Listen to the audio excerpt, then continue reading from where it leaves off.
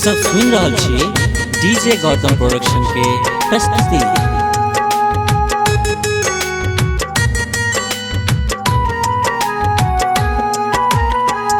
आइब गेल पाबन भाई बहिन के, आइब गेल पाबन भाई बहिन के, गाम आहा एबे करबै। आइब गेल पाबन भाई बहिन के, गाम आहा एबे करबै। रखने छी राखी हम कीन के, रखने छी राखी हम कीन के, गाम आहा एबे करबै यौ भैया। जान छिए हम हूँ बहिन गे,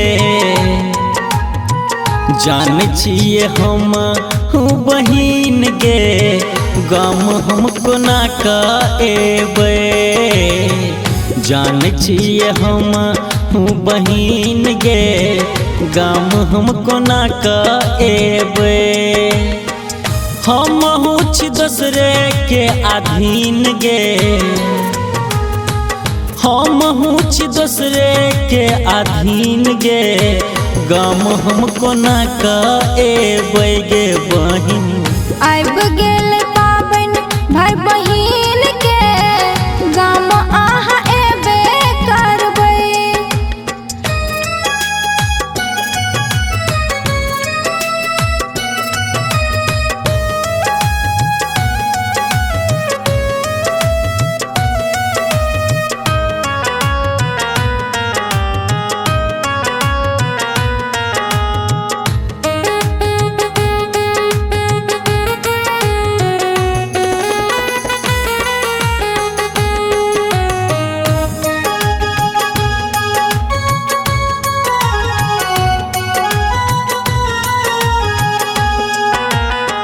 कते दिन बुझू यौ भैया आहा के लाचारी, भर दुतियो में रह गेल घोड़ल पिठारी।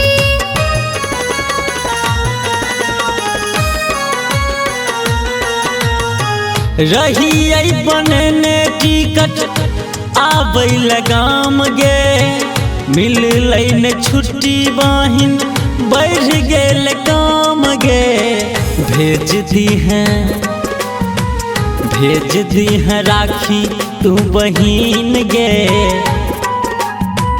भेज दी हैं राखी तू बहिन गे, अपने से बांध लेबै गे बहिन।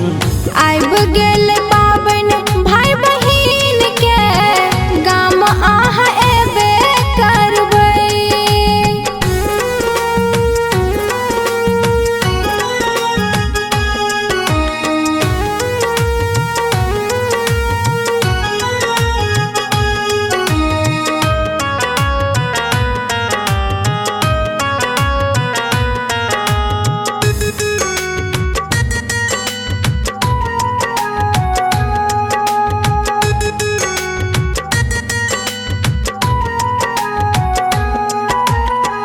मानबो ने बात कोनो बहुते ठकलिए, बीत गेल साल कोनो पाबन न एलिए।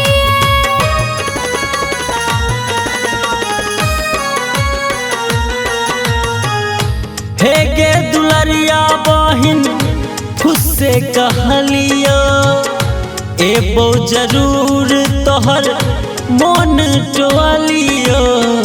एबो निज राखी के दिन गे,